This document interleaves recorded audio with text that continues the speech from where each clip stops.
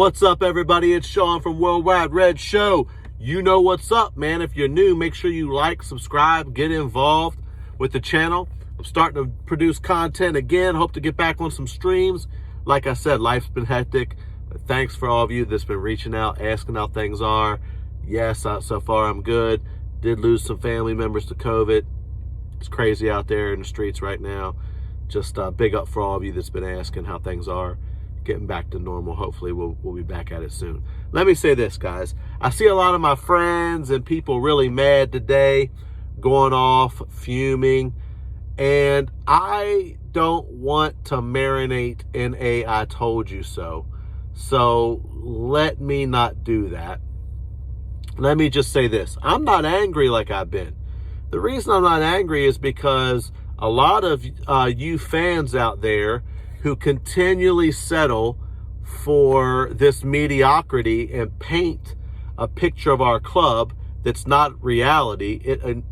We're getting what we deserve. So here's the thing. I don't want drama. I don't want issues. So I'm going to be with y'all. I have not backed this manager for over a year saying he's the guy. I haven't, because he's not. We have a mediocre manager who would not even get rehired at Mold. And if you haven't done your research and you think that he would get rehired at Mold, he probably wouldn't, because it's a mess over there. They don't want him back. Would anybody in the Premier League want him? No. Cardiff fans wouldn't take him back. But you're telling me he's the right guy for Manchester United? No. So here's the thing. I want him to succeed. I pray he does. And I pray we win things with this manager. I will always respect him as a player, and I'll try to never, ever make it personal. But let me just say this. He has shown us over 2 years now mediocre, bad decisions. Now, he said from his own mouth he doesn't control most of the tactics. That's other people. I told you last video, that scares me because we don't have hardly anybody with any real success on our staff. With Michael Carrick, has never coached anywhere for the most part, just fresh out of playing. Kieran McKenna, who you have Darren Fletcher, just got done playing. Mates race. Let's bring our friend in. Bring Fletchy in. Honestly, we're ran like a boys club and homeboys club. And the fact is, all this United DNA crap that a lot of you fall for, Ollie, like I said, I love him as a guy. There's things about him I really like. There's some things in the club that he's done that I felt he's done a pretty good job at, removing some players. Has he cleared all the deadwood like some of you act? Has all of his signings been great like you guys say? No. But I try to give credit where credit's due. It seems that players, some of them play for him, not all of them, some of them. So I do give him credit there. Can I say he has improved anyone? Not really. Now, I know you guys would say Luke Shaw, but Luke Shaw was better under LVG before the leg break. So I feel like he's challenged Luke Shaw and brought Luke Shaw back. And I give Luke Shaw credit because that guy has had a phenomenal season. Give him credit for that. I feel Mason has regressed since last year. Aaron Wan-Bissaka's regressed since last year. He signed Harry Maguire. I have fought tooth and nail to back Harry Maguire. Harry Maguire is not captain material. A big mistake of our manager was making him captain right away. He had no business making him captain right away. It was disrespectful. He hadn't earned the armband, and quite frankly, he's not good enough. And Marcus Rashford today basically said to him, for everyone to hear, go F yourself, you knobhead. I don't care who you are. I don't care how angry you are. You don't yell at your captain like that if you respect him. If Harry Maguire was a real captain and anyone talked to him that way, there would be issues, especially in the dressing room.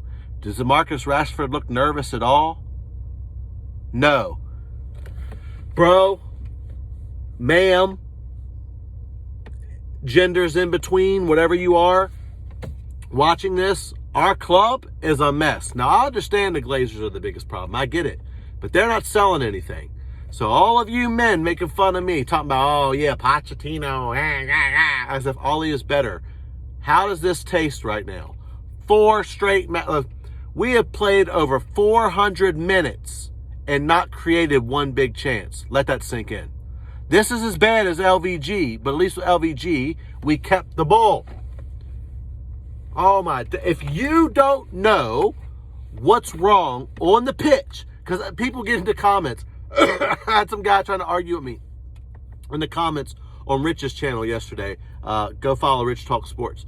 I had a guy trying to argue with me, what would you do tactically? First off, we can't get into a tactical breakdown in comments. Second off, I don't argue with people who obviously don't know ball or just knuckleheads. I ain't gonna say knobhead because that's horrible. We'll say knucklehead, right? If you can't see what we do wrong, if you can't see how we play, Ollie has tactics. I don't like his tactics. His tactics aren't good. They're more freestyle, trying to press, even though we don't press and hunt as a team, we don't. And today we played long ball, very direct, and then we try to switch the ball and play direct long cat corner. So I don't have time to get into the fact that we have an inferior midfield, but you men want to blame the players. Let me guess, it's Anthony Martial's fault. How did Cavani do today? Last game, how did Mason do? We create 0 big chances. How can strikers score when we don't have a system at all that creates chances? Please explain to me, because I need to know. I mean, I've had my coaching badges. I'm trying to figure out how we score. This ain't freaking FIFA. How do you score when you don't create any chances? I'm confused. And see, what happens is we have some really good lucky results like we had against Wolves, where we play crap and Marcus Rashford bails us out at the end of the game, or the game where you got Eric Bailly against Villa sliding in, saving us at the end of the game. We play crap and get these lucky results, and we get at the top of the table, and you guys were so quick with your videos all over YouTube, all over football Twitter. Where's all the Ollie out people? Where are they at? Can't hear them. Frickin' bombs, plastics, get out of my effing club. Shut up, you mug. Because you sound stupid, like you're a better fan than somebody else. Listen, I feel like crying because of what I'm watching at my club. That's how hurt I am. Don't tell me you're a better or worse supporter. Listen, I'm not a better supporter than you because I don't think the manager's right for the job. I'm not going to slag you off as if you're not a good... If you believe in this manager, good on you. If you think he's the guy, good on you. I have no problem with it. I will tell you this. If you can watch what we've watched over the last 2 years and seen the consistent pattern and see where this manager has let us down and failed, and you still think he's the guy to get us back on top, which I don't think many of those people are left, but you still think that, then guess what? Either you work for the club or you're deluded. One of the two. Because the fact is, again, I'm not blaming Ollie for... Listen, here's the thing. Ollie may not be to blame, but he's responsible. And I'm sick of saying that, but I just have to let people know that's how I live my life, because I lead an organization. There's stuff that happens in my organization that I didn't do it. I'm not to blame for it. And dear God, I hate the result, but I'm responsible. And the problem is, too many times, Ollie is dying on his own sword. Many times he refuses to make basic changes. Our in-game management is horrible. Very rarely, if ever, do we make a tactical change. Maybe 5 or 10 times we've made tactical changes, right? We make like-for-like subs. When we decide to sub, many of them are already planned out, probably the day before. And we don't half the time start making substitutions to the 70, 75th minute. It's a joke. Frickin' Arsenal played us. Gucci Mane went down there at halftime. I'm talking about his clothes, super Gucci. Arteta. He goes in at halftime, switches everything up.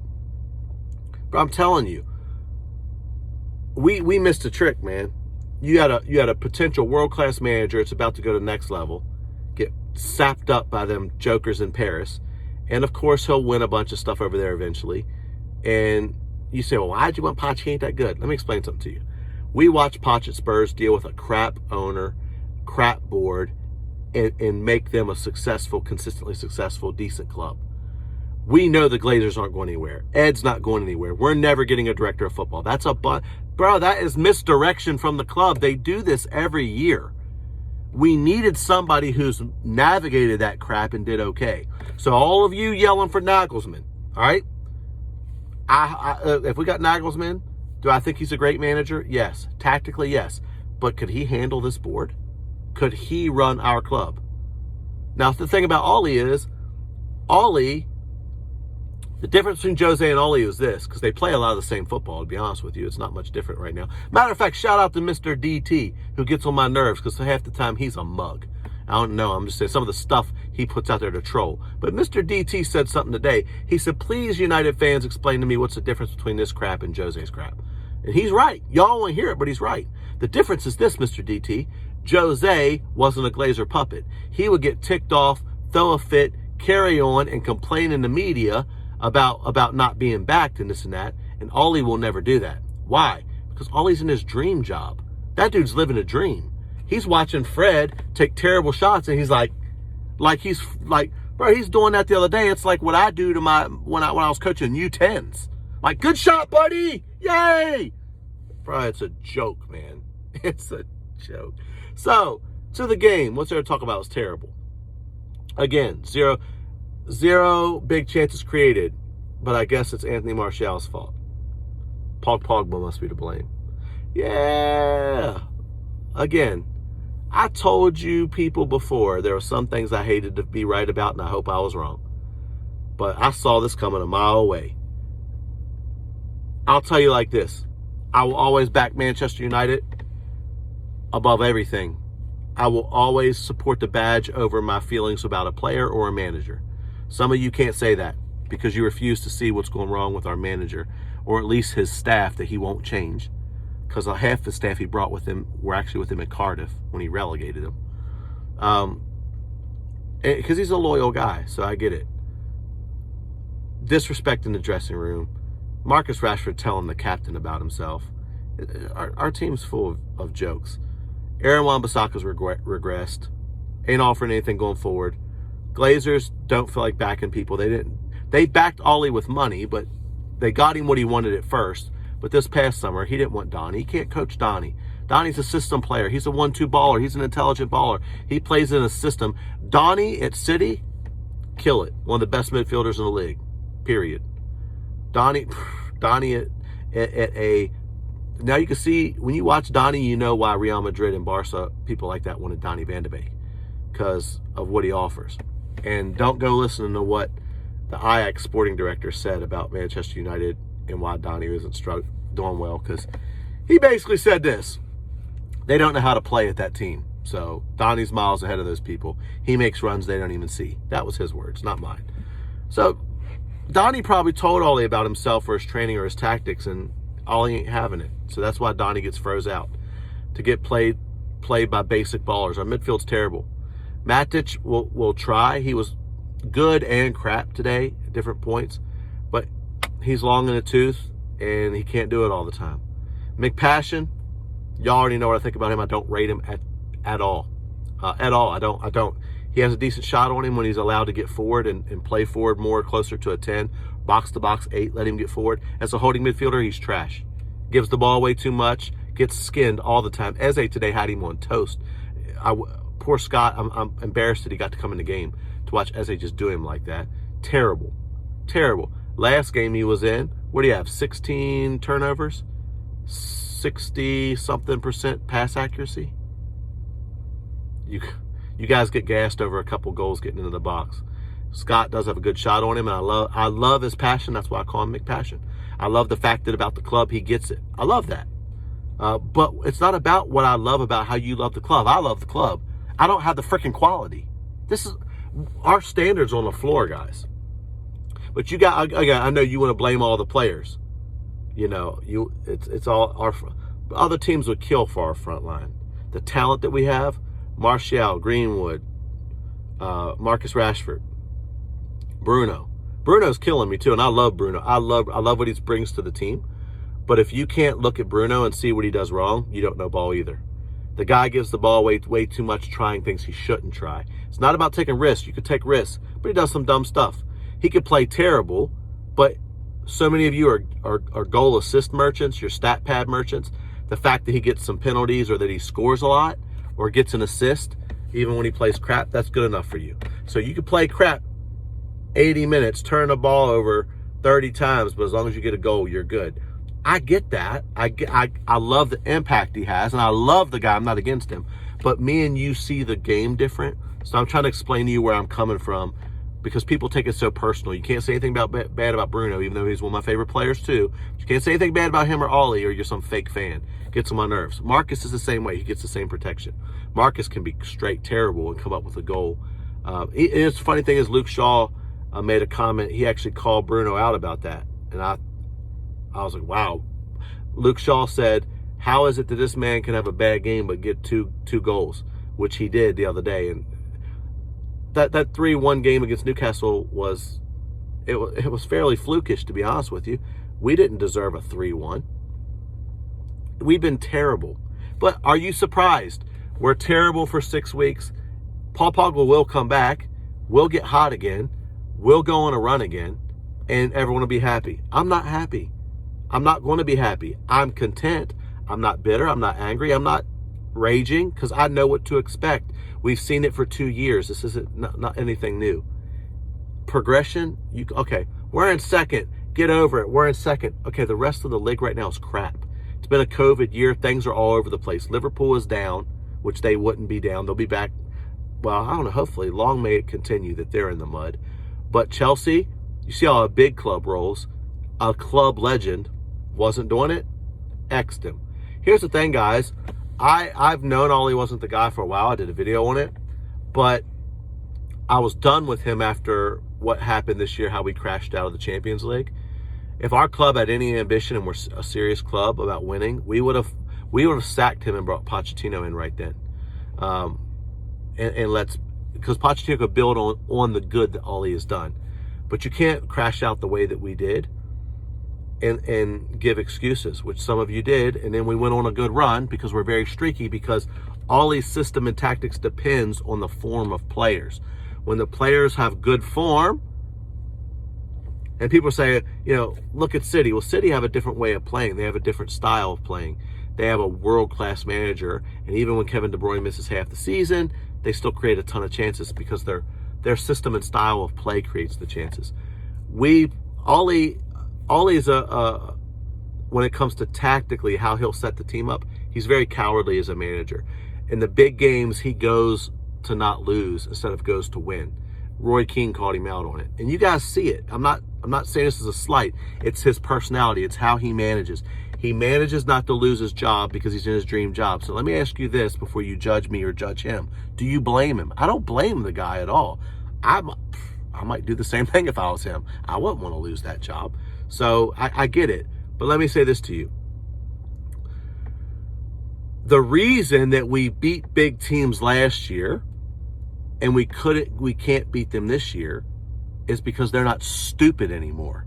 Last year, we were the best counterattacking team in Europe, and the big teams thought that they could come slap us around, and Ollie would just sit back, we would defend, and we would hit them on the break with our pace, and we play direct in behind, and we would wreck them. This year, we can't do that because guess what? Real managers get hip to your game, and they stop doing that. We struggled last year with the smaller teams because they just parked the bus. At first, we were dominating the smaller teams, but now that Pogba's out and Bruno just has free reign to do what he wants and we're not creating anything for our strikers, we're struggling again. Because we have terrible midfielders. We create nothing. The link-up play is terrible. Fred's passing, horrible. And I like Fred. McPassion, you guys already know how I feel. It is what it is. So for you that say it is on the players, somewhat it is, because we do have some players that's not as good. But when you have a potential world-class midfielder who's the most press resistant in the team, who has played, when he's played, outside of probably 3 of his appearances, he's been one of the best players on the pitch. When you have a player like Donny van de Beek that you refuse to play, who can play 8 or 10, and you refuse to play him for whatever reason, this is on Ollie.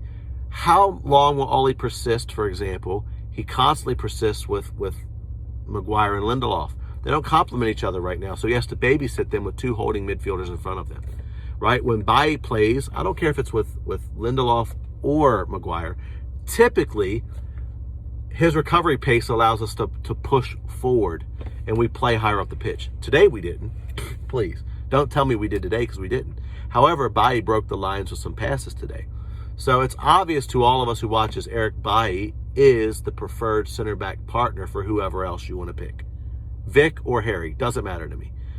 Some things Harry's better than Vic, some things Vic's better than Harry. To me, they're not that much different. But Eric has to play with either or. And he's not, because Ollie refuses to do it. It is what it is. He persists with players like Dan James when he froze Jesse out the squad. Dan James is better than Jesse. Have you watched West Ham? Don't think so. Not just that. Okay, so you take the Dan James situation, only good for certain situations, gets played too much, getting played again a lot, oof. Struggles at times. Good defensive winger, he likes to get back and play some defense when he isn't creating fouls or giving away a penalty kick. But ultimately, guys, we're a mess. We needed that right winger, Jadon Sancho. We didn't get him, so that creates an issue. Y'all crying out for a striker. No striker in the world will be scoring for us right now. How? We're not making chances. So ultimately, guys, that's where I'm at. I know I rambled, but it's late at night. I don't want to go in the house right now because I'm calm. 0-0 again. 400 straight minutes, 0 big chances, but it's Anthony Martial and Paul Pogba need to get out of our club when they're pretty much the only ones right now who help really create and facilitate. Anthony Martial, his hold-up play, even when he's not scoring and he's in bad run of form, which he has been, he creates penalties, and I don't get how you guys slander him and act like, how's Cavani treating you today?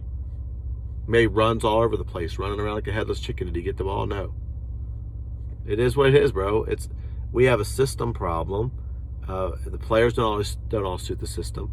We have inferior management, and worst of all, we have a horrible ownership and board that don't have any ambition to win. They just want to collect money from the top four. So that is what it is. Just don't worry, be happy. Woosah. Just understand it is what it is. But don't hate on each other. Don't act like I'm not a fan because I don't back your dream of a manager who no one rates. That's not a passionate United fan that is going off of their heart, not what they can see with their eyes. No one. Like literally no one. I mean, I don't know anyone. I listen to all kinds of channels. I listen to rival channels. I listen to sports talk. No one thinks this guy should be managing our club. But you guys are convinced he's better than like a Pochettino. Honestly, I love you guys, man, because you guys make life so interesting. The thing I love about it is I believe greatness comes in exposure. I believe that you find greatness when you get out of an echo chamber and you learn to talk to people you disagree with. Learn to think like people that don't think like you. It makes you great. If everyone in your room votes and thinks and lives just like you, you are a limited person. Greatness comes from exposure. And so I love being around some of you and some of your crazy opinions. So you can shoot whatever you want at me, and I won't be bitter. I'll be good. I'm fine. I ain't gonna make it personal. I know some of y'all come on these streams and get all personal because you ain't got an argument. So in your argument, and some people will have a good argument against what I'm saying, and I'll have a good argument against what they're saying. But sometimes it's how you see life, right? Doesn't mean that the way I see it's right to me. The way you see it's right to you. Just be respectful with it. Don't make it personal. Stop being so crybaby, sissy-fad that people don't think just like you. You start cancel culture in people. Calm down. Anyway, guys, like and subscribe. Get involved. Help me out. I'm going to start pushing some live streams again. Get connected. I'm excited about it. Can't wait to see you on some other streams. It's been Sean from Worldwide Bread Show, the Yank you love to love, or some of you just don't like. It's all good. We all love the same club. We love United. We're gonna talk about the club. We're gonna love our opinions, hate our opinions, fight, disagree, but let's just do it. But anyway, my advice for you is let it ride. It's the hope that kills you. I lost hope. Started to last year, but after the Champions League, I was done. I've just been less vocal about it because I feel like me being all Ollie out and venomous, that's just not me anyway. I'm not going to be venomous about it. And at the end of the day, I hope that he turns everything around and becomes Sir Alex Jr. I'd be the first one to say, man, this is awesome. I was dead wrong. I'm not married to my opinion, but I know what I've seen. It's been 2 years now. So again, I'll tell you, but y'all know I do have an agenda when it comes to Poch. So I'd rather deal with Ollie and be mad and bitter and crying again for another year. Let Poch win the lot at PSG, get all the experience he wants, and fight to bring him back, than to bring in some of these managers that you guys are talking about. Oh, but anyway, ultimately, until we get a real director of football and our ownership decides they want to win, it's just repeating the same cycle. Rinse and repeat, hire, fire, back, whatever. I understand it now, so I'm good with it. But I'll never accept mediocrity from the club as far as for my opinions. I'll never look at players that I don't rate, that I don't think are good enough, and say they're good enough just because they kissed the badge.